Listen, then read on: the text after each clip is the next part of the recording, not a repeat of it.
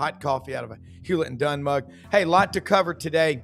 There are a lot of stories, man. We all know about the portal. It's underway. We got college basketball season underway. Great lineup. Chris Lee, Southeastern 16. He is one of the best. Jason Caldwell, Auburn undercover. Dudley Dawson, inside Arkansas. Vince Ferrara, the sports animal, and Oakley McFerrin, the intern. As students start class back to college, not sure about guys that play sports. I don't know if they go to class anymore. I'd like to see someone do an academic progress report.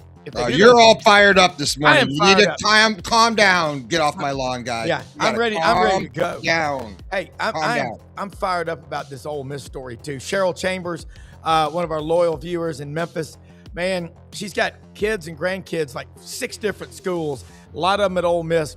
It is a big story. And she says, hey, if the Hoosiers don't win it all, if Ole Miss doesn't win it all, go Hoosiers. The ghost of Jimmy Chitwood lives on. Let's get started. First by saying, take a picture with your cell phone of the QR code. We're live on Twitter, Facebook, and YouTube. And everybody that watches this show, people that know me, Brendan, Oakley, Chris, whoever, share and like us. Please, you have no idea how much that means to us. We're giving you out all this great content. What goes on behind the scenes is like, hey, a lot to make this happen. So anyway, let's get started. Chris Lee, Southeastern 16 up in Nashville. Chris, you look at The Athletic, you look at a lot of the national publications, and Oakley and I were talking beforehand. People at Auburn are just shaking their heads going, who are these guys on this football staff? I mean, I don't know what it is.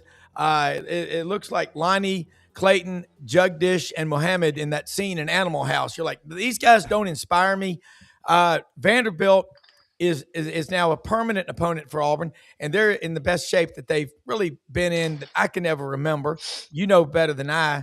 But Alabama gets beat 38-3. Georgia's out. First off, thanks more than you know for sharing your time with us. So take the ball and run and help us gain our sanity back if that's possible.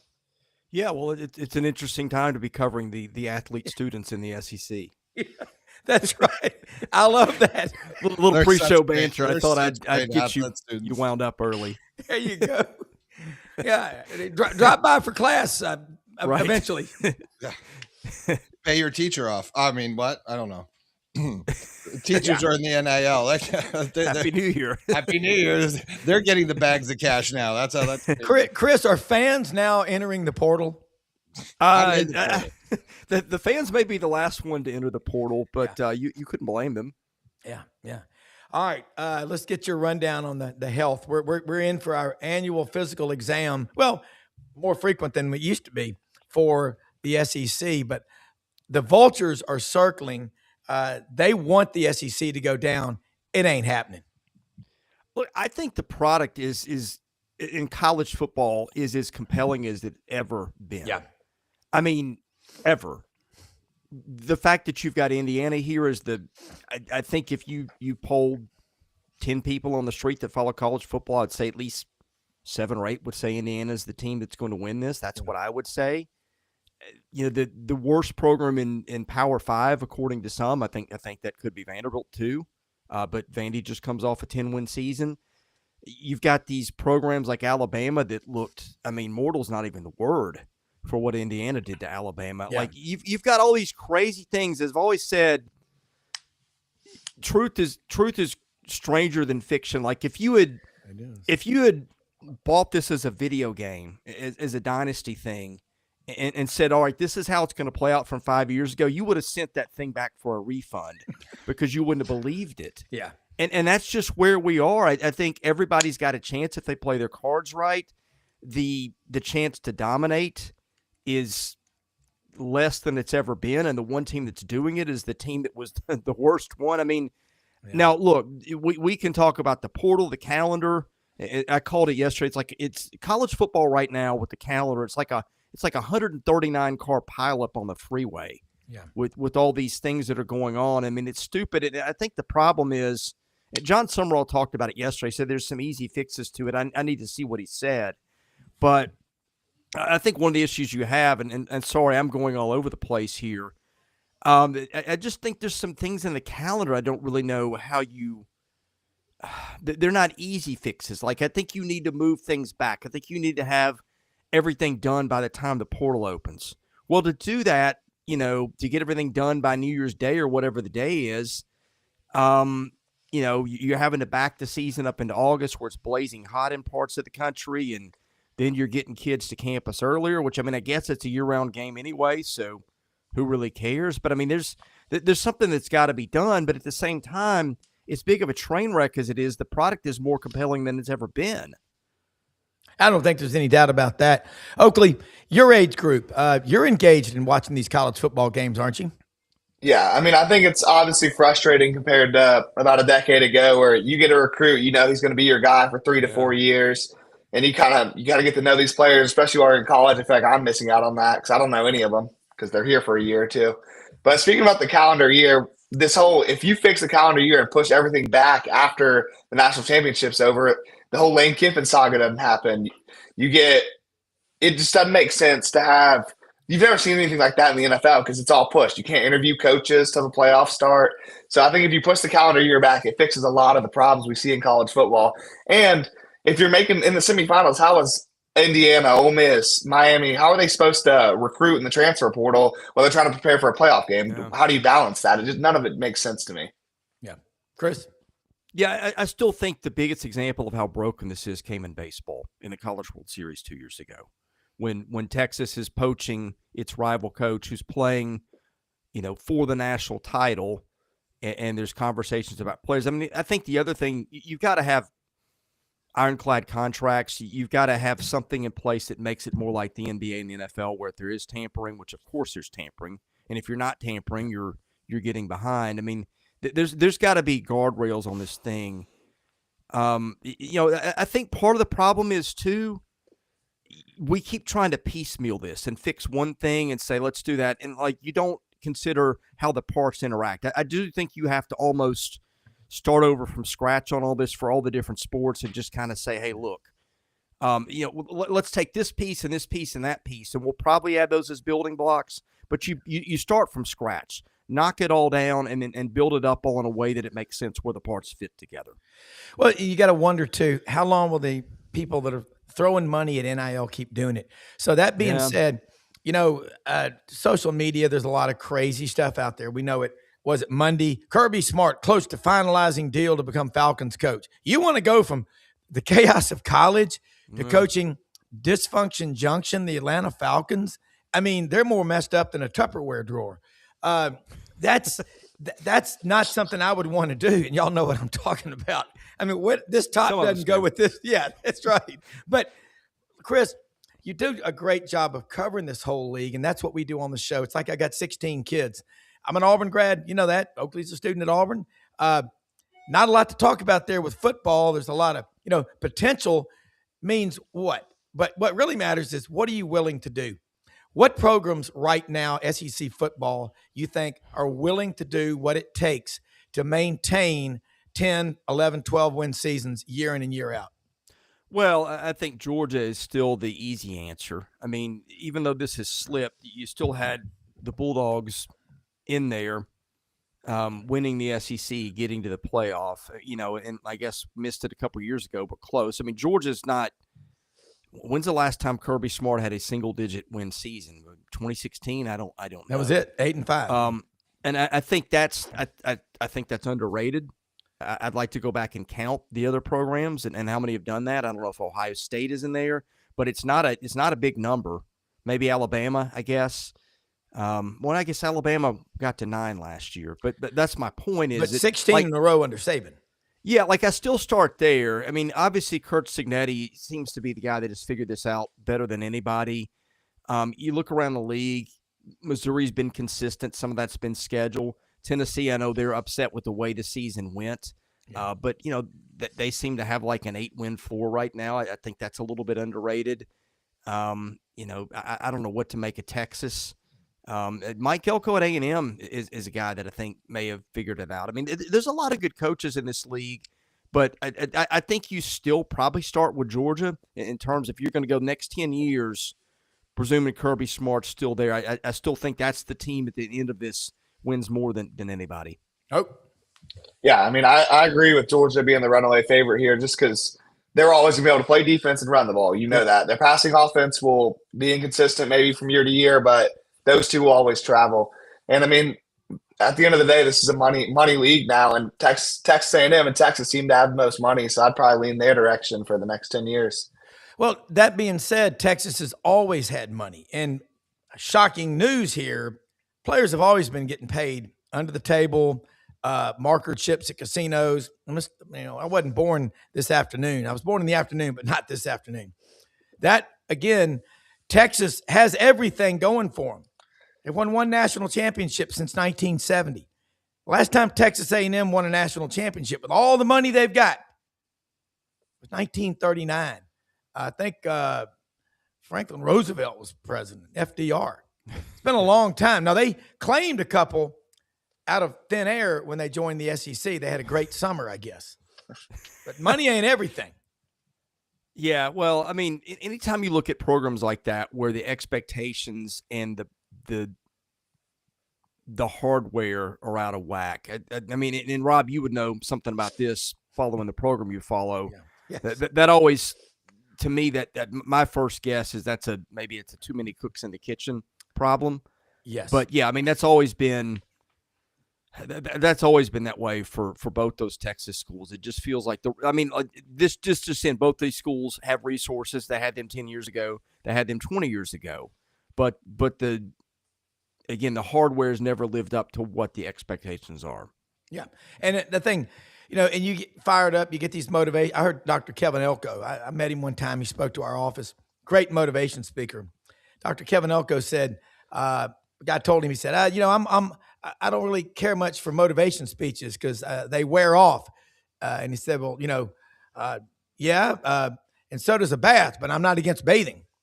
You got to have somebody inspire you. Oakley, again, you are a student athlete, not an athlete drive-by student. So you look at what Chris just said, how you gave a great plan on how to fix this mess. Tomorrow night, Ole Miss plays against Miami. Give me your pick. And then, Chris, I want your pick. Yeah, so I think Miami's obviously playing as good a football as anybody in the country right now. And if Carson Beck can't turn the ball over, Miami's going to be hard to beat, no matter who they're playing. But I think there's something about this Ole Miss team. I think Trinidad Chandler's going to make enough plays. I think they find a way to turn over Carson Beck. And with Kewan Lacey with that rushing attack, I think the offense is going to be too much. I think the main concern with Ole Miss coming in was can they gather the troops and kind of keep the locker room internal and not listen to what's happening outside their program? And they've seemed to have done that. And, I mean, they went out and beat the most physical team in the country. And I think they just find a way versus Miami somehow, some way. All right. Chris? I went the other way. I took Miami. I think that defensive line, that pass rush is so loud. Miami's just got they got dudes in the trenches. They got playmakers. I do have questions about Carson Beck, but I think that defensive line versus I was going to say Ole Miss's offensive line. It might be more versus Trinidad Chambliss with his escapability. Like, who wins that? That's a big thing. I do trust Chambliss to make more plays just in a vacuum, but I just think that Reuben Dane and those guys have been so tough off the edge that they got Keontae Scott and the other DB who escapes my name that have been playing so well for them. And I also worry about Lacey's shoulder. I mean, he hurt that against Tulane. He's got a shorter break this time between Georgia and Miami than he had between Tulane and Georgia, and it was still a problem. I can't think that playing Georgia in a shorter window made that a lot better. I'd love to be wrong. I'd love to see Ole Miss win the game and Lacey have a big day. But just watching Miami – now, look, this is also the team that lost at home to Louisville and lost at SMU. So I think, if they don't show up, which I think is unlikely on this stage, that there's a downside, whereas Ole Miss has just been really consistent. I don't know that Ole Miss, outside of Washington State, has played a bad game. So there's that, but it feels like what's loud is going to show up on this stage. And I just think with Miami's pass rush and the health of Lacey, that's where I'm concerned for Ole Miss. Miami's been in the ACC since 2004, 21 years, has yet to win the conference championship. Ole Miss last won the SEC in 1963. They're both in the Final Four, and one of them could win the national champion. Either one of them could win the national championship before they win. I mean, this is a very compelling story, guys. Oh, yeah. Go ahead, Chris.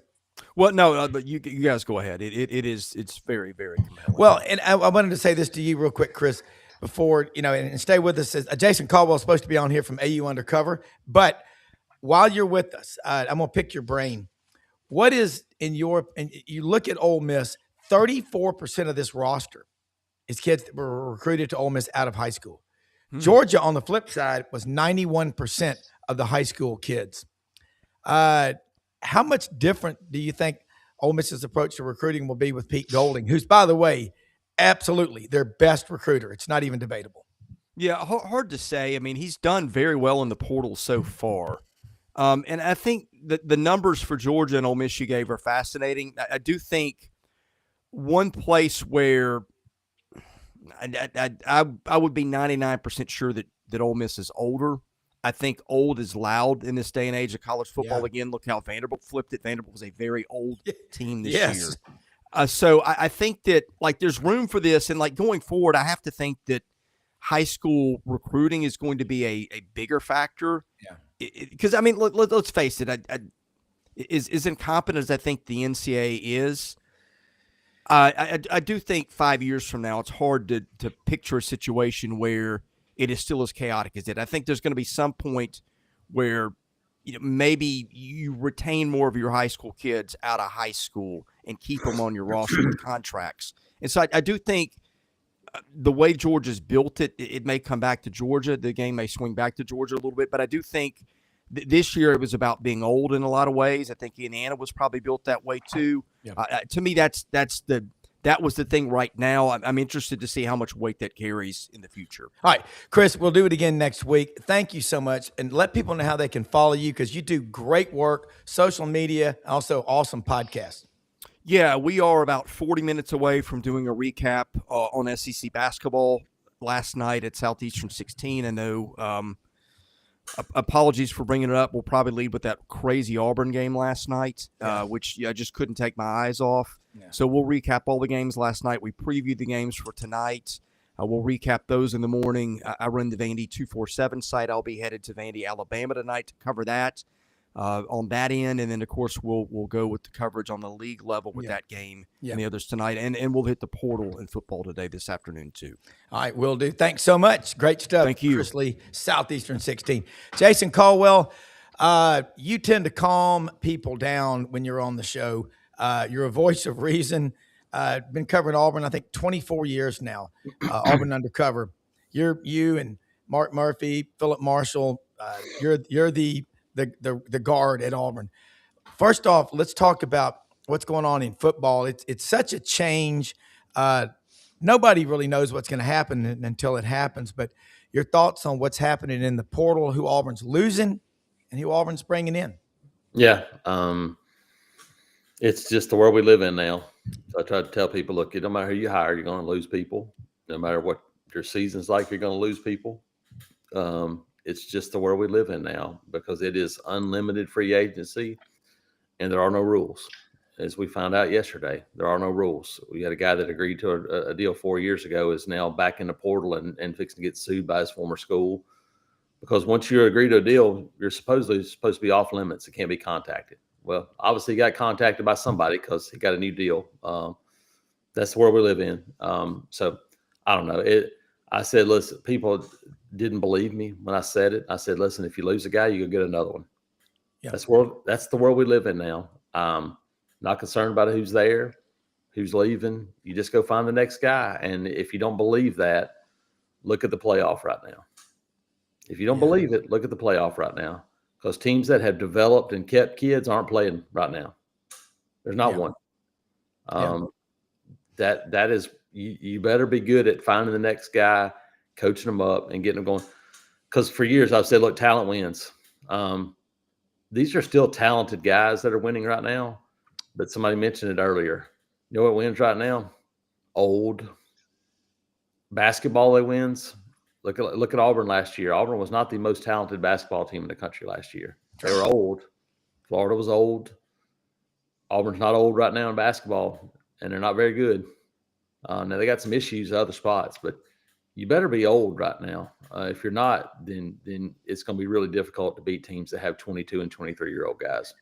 Jason, your new name is the Explainer. That you put it about as succinctly and to the point as I've heard. Oakley, you're down there in school at Auburn. You heard what Jason said. Agree, disagree, anywhere in between?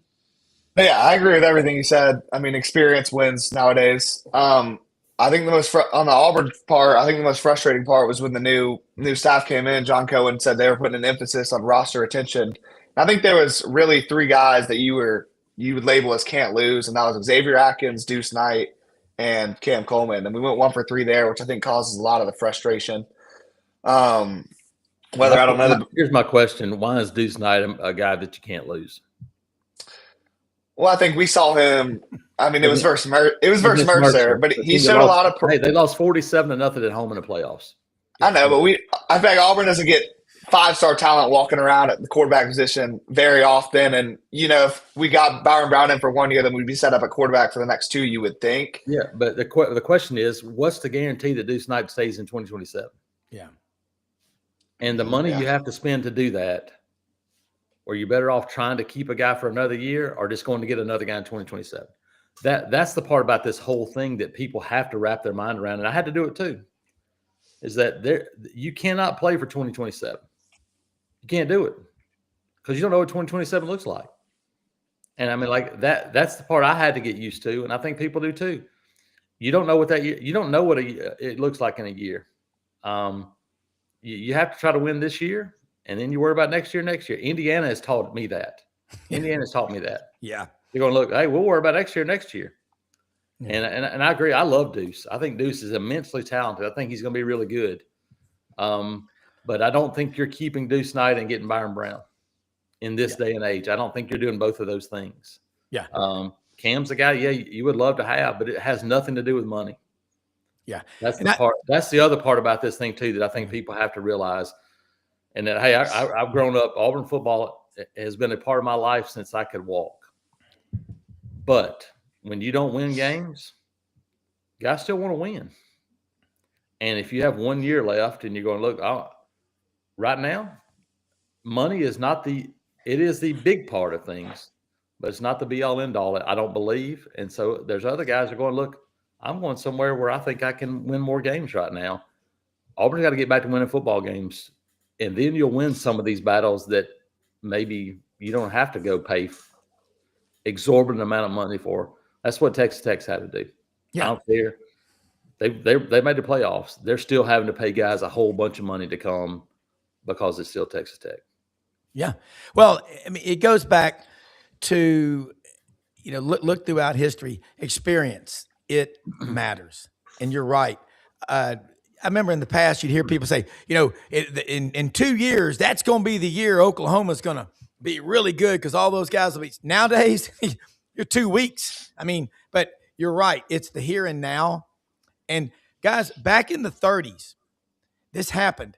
There was a player that moved from TCU during the season and was playing for Texas A&M, I believe, late in the season. This has been going on a long time. And Dudley, Jason, I can see, and the history of Auburn. Byron Browne comes up here from South Florida. What about this coaching staff? And Dudley, just excuse us, we were just a few minutes late getting started, but this coaching staff, there's not a lot of names on there that jump out at you and you go, wow, this guy's been around. And who's this recruiting coordinator? And who's this strength coach and all? What do you know about him? What can you tell? Because I'm getting texts and calls every day from people going, who are these people? Yeah, well, I think first of all, you got a lot of experience on the defensive side of the ball. The guys have been coordinators, and I think that's a big deal. Yeah. I think that's a group of guys that have been around and done some things, and then you got a mix of young guys. We've seen Vontrell King-Williams the last couple of years on that Auburn defensive line, what he's done. And DeMarcus Van Dyke's a guy that, look, I talked to experienced coaches. They think he's a guy that's going to be a superstar. Then to me, the other side of the ball is the intriguing one because when we're talking about Indiana, I think you look at Indiana, you look at Vanderbilt, you look at key, and there's certain keys for me that are becoming more important. And one of those is when you hire a staff, you better bring in the quarterback that played for them. I think it's a big deal. I really do. I mean, look at Oklahoma State. They're taking all their guys. We saw Vanderbilt. They got good coaches. But if Diego Pavia is not the quarterback, Vanderbilt's a 5-win team, in my opinion. Yeah. I think it's that big of a difference in keeping guys that know how to play your system with you. I think it's a big deal, and I think that's what Alex Golesh did. Say, look, we had a pretty good offense at South Florida. Auburn had a pretty good defense. Let's try to keep pieces together on both sides of that thing and see what it looks like in year one. And like we mentioned, you worry about year two and year two. I hate it because it is absolutely killing high school recruiting. Like right now, the Navy All-American game is going on in San Antonio. And I mean, there's still guys there but a lot of them are 2027 kids. Well, like that would be a time in the past where I would have gone, man, that'd be really interesting to see. In my mind, it doesn't matter anymore. I hope it does one day again. But right now, it doesn't matter anymore. Because we're talking about getting 5-star guys. Unless it's a guy that I believe plays day one for me, and I don't think a quarterback is that guy, I don't know that it's worth the money you have to spend now in that area to go sign guys like that. I just don't really think it is. I hate it, but I think that's where we are now in sports and a lot of sports right now. I think it's the same thing in basketball. Duke can get guys good enough. There's not many of those guys like that. You're better off going to get guys that have done it somewhere else that are older and experienced and putting them together and see if it works, because that's the success right now for most teams. Yeah, and if you don't improvise, adapt, and get along with it, you are going to just become irrelevant. I mean, it's true. And I look, it's like having all your money in the savings account versus being in the stock market. I always tell people, I'm going to wait till the market settles down to get back in. I go, well, then you're not getting back in because it ain't ever going to settle down. This is just like the stock market, Oak. I know you got to go to class in a minute, but Jason, you're making great points here. You put out so much great content on Twitter, on y'all's website. Auburn Undercover is incredible. You really are 24/7. I don't think y'all ever sleep. But Oak, well, one more question for Jason before we let him get going, and really appreciate you being on here always. Yeah. Who are some transfer portal targets that you for Auburn in the next couple of days that we could see fall? Yeah, I think you start to look and go. I still think there's a couple of guys from USF that will get through here. We saw Chaz Nimrod late last night. I think Keyshawn Singleton will be a guy as well, and then I think he'll still probably go outside that family to find another receiver to kind of finish things off. The interesting thing now, Oak, is that with a 105 scholarship limit, there are guys now that you might get, and people go, why are they signing that guy? You might be signing a guy just for a scholarship. Not everybody now is going to be a guy that gets NIL money. And so I think there's a distinction that you might not know them all, but there'll be some guys you go, yeah, that's probably a guy you're not having to pay a bunch of money for. Now, Keyshawn Singleton, you probably will. There'll be some other guys, but I think now you start looking on the lines of scrimmage. I think that's where you start to look. And Shabola, the offensive lineman from Ohio State, is a guy that arrived at Auburn late last night. Looked like it was Auburn, Kentucky. Kentucky has gone out and signed like 3 offensive linemen in the last 24 hours. To me, that would be pretty good news for Auburn. He's a 6'6", 320 guy that started the last 2 years at Ohio State. And obviously, so lines of scrimmage there. A couple other guys you'll start to look at, guys that have visited. But I do think that there's another South Florida guy in Skinner, offensive lineman, that will come on. That'll give you a guy that has experience and played. So I think lines of scrimmage is where to watch. And I think there'll be some other ones. A guy that I'm going to pay attention to is Jordan Ross. Vestavia is where he's from. Been at Tennessee the last couple of years. Pass rusher. I think that's a guy that you start to look and see if you can get him on campus. The same with Gibson, the Tennessee corner that was originally from Hewitt-Trussville. I think there's a couple of those guys that seemingly would be guys that would fit. And nowadays, can you get the deal worked out? Get all the I's dotted and T's crossed. When you do that, normally then they come to campus and it's pretty much already over with. So we'll see what happens. Yeah. Jason, again, let them know how they can follow you. And we got to do this again next week. You made more sense than I've heard in a while, because some of these texts that are coming in, and you're seeing them too. Panic and hope are not strategies. You just got to, I like what you said. You can't think about 27. Think about now. It's unfortunate, but you can't really worry about it. You just have to worry about this year, especially in a coaching change year. That had more of an impact too. But like I said, you could have won 9 games last year and played very well, and you're still going to lose guys. Yeah. When you look around the country, it's happening everywhere, and it's going to happen to everybody. So it's just part of it. Like I said, you got when you have guys leaving Alabama and Ohio State and schools like that are starters, then you know that it's there. But come check us out, auburnundercover.com, part of the 24/7 network. And like I said, we got I guess 8 more days of this, but that just ends the guys going in. Yeah, and then you have decisions that still be made. But obviously, Auburn starts classes today, and then the last day to officially add a class is January 13th. But I think there'll be some wiggle room there, depending on what happens. But I would guess that the next 5 or 6 days will be really, really busy for Auburn in terms of the portal. All right, Jason, thank you so much. Great stuff. Thanks, guys. Appreciate it. See you, Dudley. You bet. I'll tell you, Dudley Dawson, Inside Arkansas, checks in with us now from over in Springdale, Fayetteville, Rogers, Bentonville, War Eagle, Alma. It's not quite the Metroplex up there, but man, Vince Ferrara will be on. There he is, Vince Ferrara. Got a great one here. And Dudley, we're talking about how quickly you've got to react in today's world. Ryan Silverfield, Arkansas's new football coach, at Memphis last year brought in 71 new guys. Now, I'm not saying he's Lane Kiffin, but he's a pretty damn good coach. Oak, you got to go to class. Yes, sir, I do. All right, Oak, how do they follow you on Instagram? Oakley McFerrin on Instagram and X. Instagram and X, that's right. Hey, great stuff. Hey, you had the best question so far from way better than me. Thanks so much. We'll talk to you tonight. Yes, all right, Dudley, but it's amazing what Silverfield's been doing. He gets there, he flips the top 4 of the top 6 guys in Arkansas. They're coming back. Let's talk about the temperature in that room, and then we'll go to Vince and ask the same question, because there's been a lot of turnover there. But we'll start with you, Dudley.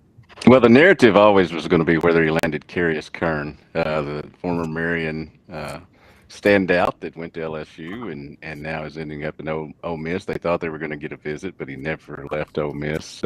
So that's going to, color the praise for him from some branch.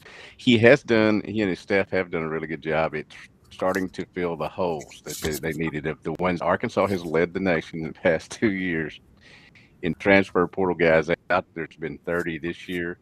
But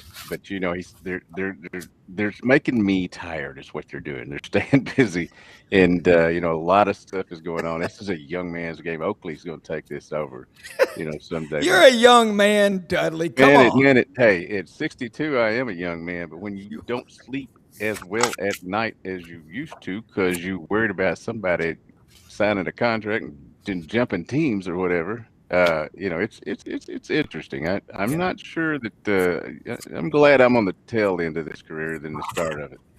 Well, let me recommend hempforpros.com. Sleep gummies, the lights out gummies.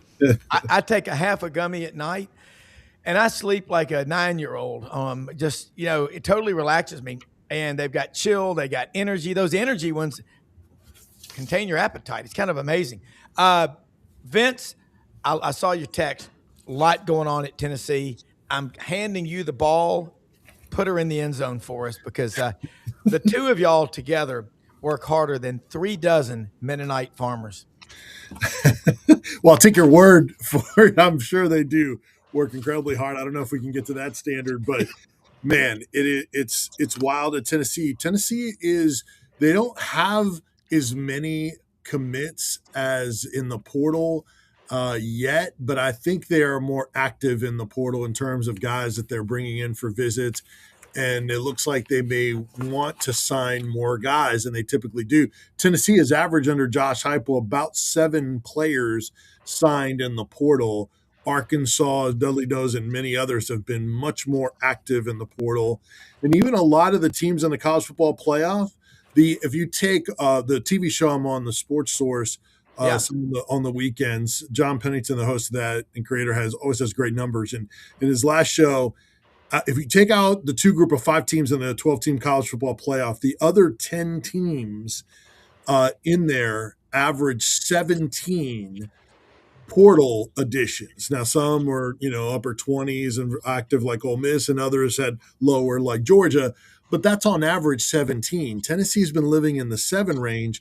You can't bring in just 7 guys and fill all the holes that this team has. Yeah. Tennessee has now had 21 scholarship exits and 20, if you count 4 more walk-ons, it's 25. And there's only a couple of teams that have had more than that in the SEC. Now, Dudley, that's nothing compared to the activity that Arkansas has had. But they've also brought in larger volumes of players than Tennessee typically has. So the quarterback position is where everyone has focused on. It has been very quiet. They have not had a quarterback come in and visit until today. They're supposed to get the number 1 overall player in the portal rankings. Arizona State QB Sam Leavitt is scheduled to come in for a visit. He was at LSU sitting next to Lane Kiffin and Whit Weeks last night.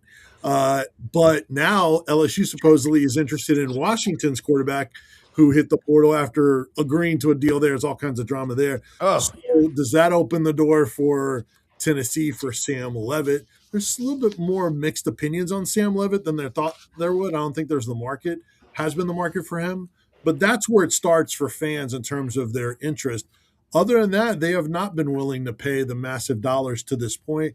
We'll see, because they have so many needs. We'll see if they do for Leavitt, if the visit goes well, or if they're doing it just to see and then disperse that money at other positions. Because, guys, they've brought in so many different guys, so many need positions. Almost every position needs veteran players on it in the portal, and Tennessee is shooting their shot with a lot more guys. They have 2 additions, 21 scholarship departures, 2 guys added, one from LSU, an offensive tackle, Ori Williams, and then Quay Moss, a DB, a versatile DB from Kansas State. The 2 guys they've gotten so far, but they got to close on some of these guys because there's a lot of needs on this football team. Man, there are rookies in the NFL quarterbacks wanting to come back to college right now, trying to figure out how to do what they're doing with basketball because they're getting paid more in college now than they are to be a rookie in the NFL. Mm-hmm. Is it true that Brock Purdy, $600,000 was his rookie contract with the 49ers? My son Wilson, who's 27, told me he had to get a roommate. I guess he was living in a high-end district. I mean, if you can't make it on $600,000 a year anywhere, you're probably spending way too much money on funnel cakes and corn dogs or something. But Vince, you said that Tennessee defensive staff is intact now. Let's talk about that. Yeah, and I think it's a good staff for Tennessee. The biggest thing, obviously, is Jim Knowles, but Jim Knowles has brought in a couple of guys that he's very familiar with, that he worked with. His co-defensive coordinator is Anthony Poindexter, who will also coach the secondary. That's a college football Hall of Famer, Anthony Poindexter from Virginia. Man, what a hitter, what a player, obviously, in college. Was on the staff with Jim Knowles there at Penn State. And then obviously has had familiarity with him and his other stops as well. But that's a really nice hire for Tennessee, and Anthony Poindexter, who has had so many players really rave about him and knows the game and will be in sync. And he can kind of help teach on the back end of that defense. He can be the leader. He will be the coach of the secondary. They also brought in Michael Hunter Jr. to coach the cornerbacks. He was an assistant DB's coach at Ohio State, a younger guy, but one very well thought of. And he was a part of that coaching staff that won the national championship 2 years ago and beat Tennessee. So he'll be there as well. And then they have a new Leo's coach in Andrew Jackson, who was also on that Penn State staff. And he replaces LaVorn Harbin. So no Willie Martinez, no LaVorn Harbin, no Tim Banks. Those are the assistants that exited. And you bring in Poindexter, Jackson, and Hunter. You retain Rodney Garner, which is a massive must And then they keep William Inge, who was the interim DC and the linebackers coach. So now you have someone that is experienced on every level, experience or can teach the Knowles way on every level of your defense. So I do like the way that defensive staff is constructed, and we'll see if they can teach it in a way to where they can make an impact the first year. And it's not the complicated way that some people have talked about his systems have been in the past. Will be fun to watch. Oakley, or Dudley, when you look at what Arkansas's got right now, Dave Bartu was on the show Monday with Ellis Johnson and Pete Cordelli and me and Brendan, and talking about talent-wise, Indiana's about 33rd in the country in a ranking. Arkansas is 34. It's coaching really matters. I've watched Ryan Silverfield these last 10 years as an O-line coach and then a head coach. Talked to him, had him on the show a few times. By the way, largest audience we've ever had in show history was when we had him on back in early October. Damn, he knows how to move the portal. He had 8 years experience in the NFL. Have you had a chance to sit down and talk to him about the way he does things? Because trying to pin him down is like trying to catch a dragonfly in a swamp. He's just going. I have not done it individually, but have watched several things. We've been busy with some other stuff, obviously. But one thing I'll tell you about Arkansas, and yes, the transfer portal is a huge thing for them in terms of turning the program around. But here's the number one thing that maybe is not getting talked about at Arkansas. They've now got so many coaches, assistants, and analysts that they didn't have before, that they don't have enough offices for them. And they're trying to redesign the football thing for all these guys to have an office. I mean, there's like a little room right now. It's I guess you call it a lobby or foyer or one of those things that they're having to put people out there to go ahead and handle their business. That is the best thing I've heard in terms of this Arkansas thing so far, because they were so far behind. I mean, at 5, other than the assistants on the field, they had like 5 others, and to scout and analyze and do all that, and now apparently they've got at least close to what everybody else does. They just got to find them a place to sit. Yeah, I will be willing to bet you a sirloin at CK's at 3 a.m. CK's coffee shop. Ryan Silverfield, by spring practice, will know the name, hometown, and personal information on every player on that roster. I mean, he builds. He really will build a culture. I mean, the guy, you'll get text from him at 4:15 or 4:30 in the morning because he's in the office. Amazing. I'll answer him at 7 or 8. Yeah. As opposed to after you've had a big old meeting 3. But, we move on from that. Vince, you just went down the list at Tennessee. Again, I'm in Memphis. Got a lot of Tennessee fans over here. Like they say, they get the split end of the stick when it comes to coverage. I don't know what the Memphis media has against Tennessee, but it's horrible. There are so many Tennessee alums. You got the medical, you got the dental school here. Huge Tennessee presence.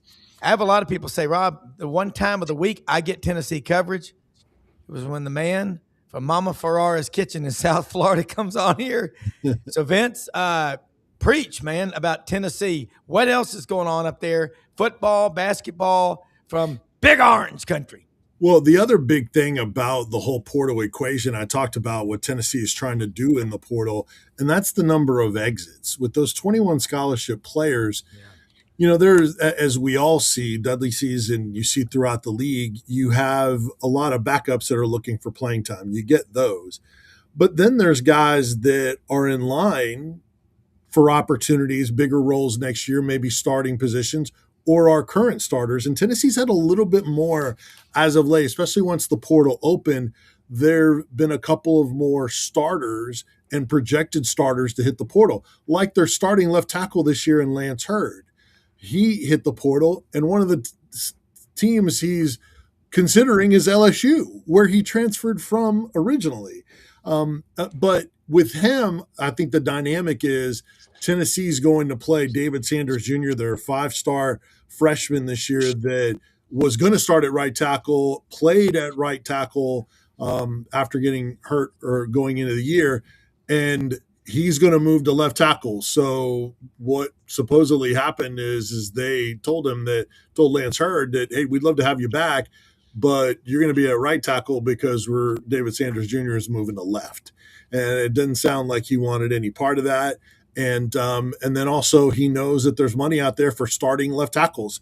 Plenty of other schools would be willing to give an experienced starting left tackle in the SEC an opportunity to be their starting left tackle at their school. So that's what happened there. Tennessee's had 6 offensive linemen leave, and then 7 defensive linemen hit the portal. Now, the D-line also includes the Leo position, which is kind of that hybrid defensive end, stand-up outside backer position. And the most recent one to leave is Jordan Ross, who's a former 5-star.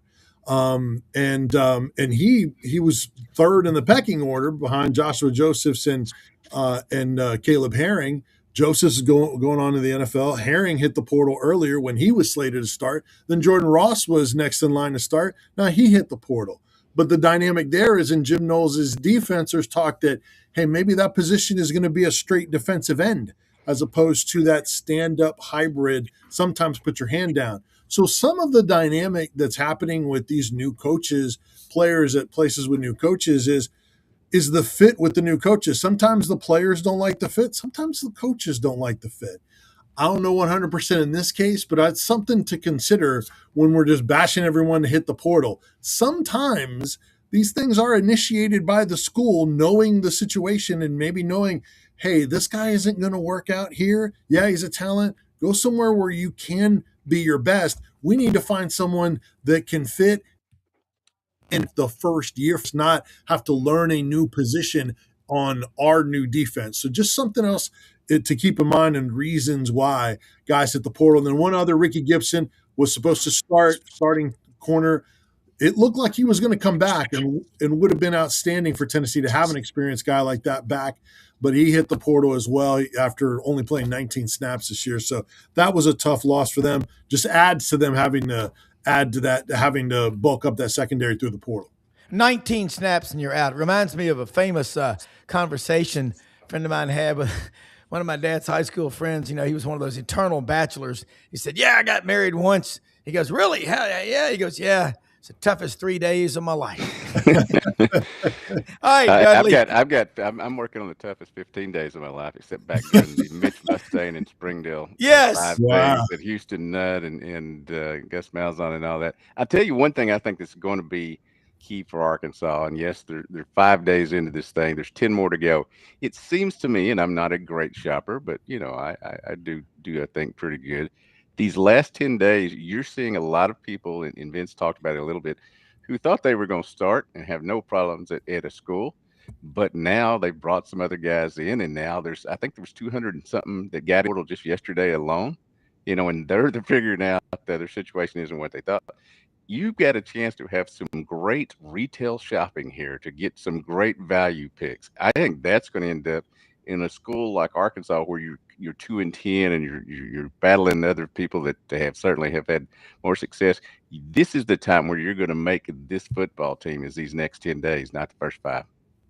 Yeah, Dudley, Vince did a great job of painting the picture of offense, defensive linemen coming and going. Arkansas seemed like every dollar that came into NIL went straight to the offense. And the scraps from, as the great quote in the movie Braveheart, you're just all waiting around for scraps from Longshank's table for titles and land and nobility. William Wallace said to Robert the Bruce, come unite the people of Scotland or the English will just come and burn us out. Wow. I've got a little Bailey's in my coffee this morning. Let's talk about Arkansas, specifically the defense and the defensive line, because, again, Ryan Silverfield's been coaching. Y'all know this since he was 18 years old. He's 44. Do the Gazendas, that's 26 years that he's been coaching. The guy is a supercomputer in his brain, and when you talk to him and you listen to him speak, his recall is savant-like on steroids. The Arkansas signed 17 high school kids, and I agree with I think it was Jason that said that you hate that high school kids Yeah. are being overlooked and stuff these days. But the 17 high school kids, two of them were big time defensive tackles, and number one player in the state and the number four player in the state. They're both be here on I guess it's January the 9th. Which what day is it, man? It's like seventh, Yeah. seventh, I think. Yeah. Yeah. Be here on the 9th. Then they signed two more defensive linemen yesterday. Hunter Osborne, who was at Alabama to start with, and was at Virginia last year, also from Hewitt-Trussville, I understand, originally, and Carlin Jones from USC. Now, Hunter Osborne has experience. Carlin Jones has not had a bunch of experience, but he had a great offer list, and that's one of the things I really look at. Is you need to have a great offer list when you came out of high school, or you got some snaps. Because if you got neither one of them, I don't know why you're coming here, or why they're adding you. But I think that that's an area that they went after yesterday. They've gotten the linebacker, they've got some defense, but they're at right now they're at six offensive, 4 defensive, and 3 special teams players, including 2 kickers that we all thought was weird. And then Scott Starzik, who was the kicker at Arkansas, suddenly decided to get into the transfer portal. So I'll be looking forward to listening what's going on there. Obviously, Max Gilbert. Arkansas fans know Max Gilbert. He kicked a bunch against them in these last 2 years. And Christian Harrison, a one-time Tennessee Volunteer before his stop at Cincinnati. There's always seems to be connections between Tennessee and Arkansas. They're always on the schedule these days, and then they always have some sort of connection as well. So, Max Gilbert, it would have been tough for him back here. I think Tennessee might have looked for a kicker for competition in the portal anyway, but man, he missed 2 big kicks. He missed a kick, obviously, in the Music City Bowl, big, but had they gotten the first game, he missed a kick, and that was against Georgia, that potentially would have won it for them. In that situation, would have won it for them. Then the season goes much different, and who knows? But ironically, both Scott Starzik and Max Gilbert were 14 of 19 last year. Both missed big kicks, so it kind of it's kind of swapping things. Although I hear that Scott Starzik may end up at Notre Dame, which that'd be landing up. Yeah. Well, kids just need a fresh start, and I think that's where maybe Starzik would be in that category, and Max Gilbert definitely was. Well, and you think about it, I've got a new name for the Arkansas-Tennessee rivalry, the battle for I-40. Just saying, Interstate 40 goes from one end of Arkansas to the other, one end of Tennessee to the other. Except it's always under construction. Yes. Well, and then, of course, there's Atlanta, where it is literally always under 3 o'clock in the morning, there's rush hour traffic. Hi. So question on here from one of our viewers, Randolph Duke. Ty Simpson, if he doesn't declare for the NFL draft, does he transfer to Tennessee? He's from Martin, Westview. His dad's been coaching at Tennessee Martin like 21 years. Mm-hmm. There seem to be a lot of rumors about that, but him potentially becoming a volunteer. And also, Alabama did get the Saban discount. As Gary Harris from Tide 100.9 said on our show years ago, Alabama fans were like, by God, we are the tip of the spear in college football. Why do we have to pay extra? But that's the world we live in. Vince, your thoughts on that? And then back to Dudley Dawson inside Arkansas, up in the northwest corner, the Mountainplex. 100%. Ty Simpson would be a target if he does not go to the NFL and he does go into the portal. Those are 2 big hurdles still to be cleared before you're in the mix for him. Oregon will seemingly be in the mix for him as well. A lot of the other spots, big schools that are active in the portal, the Texas Techs and the Indianas, they've got their guy already, and Leavitt's still out there. But, man, there's no doubt about it. Ty Simpson knows that there will be a new market, a big market for him if he's out there. Tennessee makes a lot of sense. He's obviously, you mentioned in-state kid. His younger brother, Tennessee head coach Josh Heupel, visited his younger brother at Westview. Plus, they have a couple of 2027 targets that they went and visited. It was a previously scheduled visit that was already in the books, according to Austin Price from VolQuest. So people think he's just going there to recruit Ty Simpson.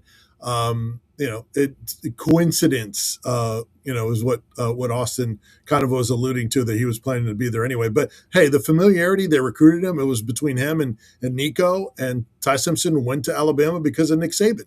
And so absolutely, he would be a perfect fit for Tennessee's offense. And fans have been talking about him an awful lot. That wouldn't be a bad way to be quiet in the portal, waiting on Joey Aguilar and what the NCAA decision will be on his eligibility, and in the meantime land that kind of guy.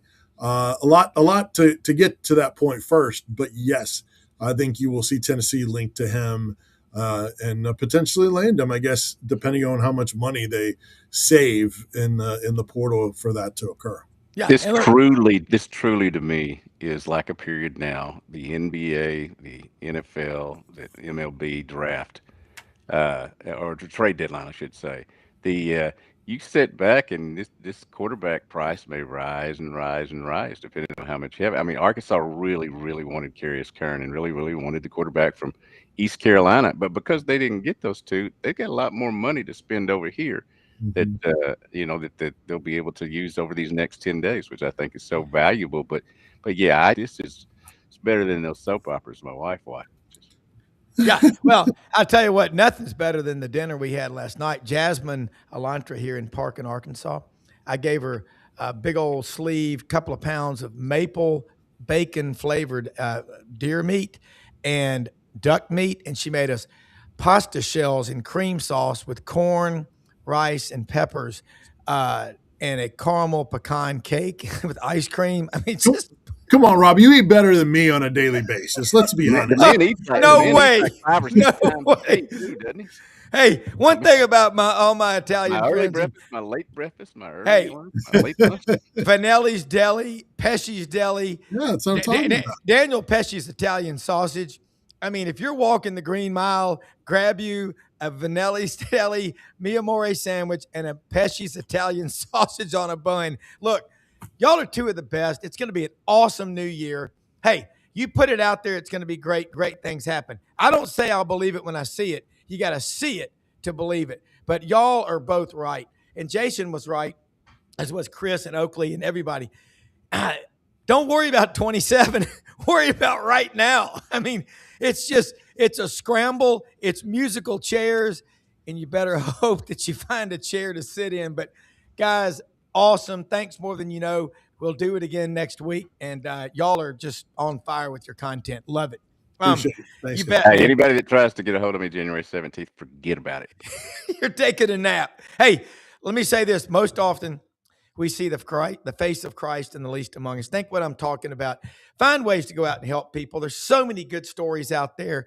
Yeah, we get frustrated. I'm not yelling at the clouds, but great things are going to happen. Hey, get out to Landers Ford, man. Poplar and Houston Levy, where Collierville and Germantown come together. Ask for Brad Bellamy, the general manager. They're fair, they're reasonable, and they're an incredible community corporate partner. Their name's on 6 football stadiums. They do everything. Sponsor the Touchdown Club, St. Jude, you name it. Brad Bellamy, the GM, Don Kitchens, the president, the owner, Kent Ritchie. They're some of the best people you're ever going to meet.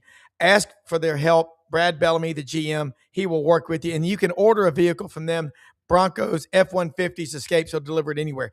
Right down the street from Hewlett and Dunn, Boot and Clothing Company on the historic square in Collierville, Tennessee. Barber, Filson, the best clothing, the best people. They've got Ariat, Wrangler, STS, luggage, men's and women's, over 7,000 pairs of boots. You cannot find a better place. Open 10 a.m., 6 p.m., Monday through Saturday. And Rumble Boxing Gym, Union and McLean. How you fight is how you live. Open at 5 a.m. every day. And Lights Out Gummies. Let me tell you something. Energy, they're great for focus and appetite suppression. Read, they actually do it. I use them. Chill, I need more chill, and Lights Out for night. Also, topical pain gels and lotions. Look, for executive producer Brendan Martin, who is the absolute best in the business, we got a great year coming. We're going to be doing some great things for you. The only easy day was yesterday. Stay tuned to this channel. Thanks for watching. It's going to be a great day.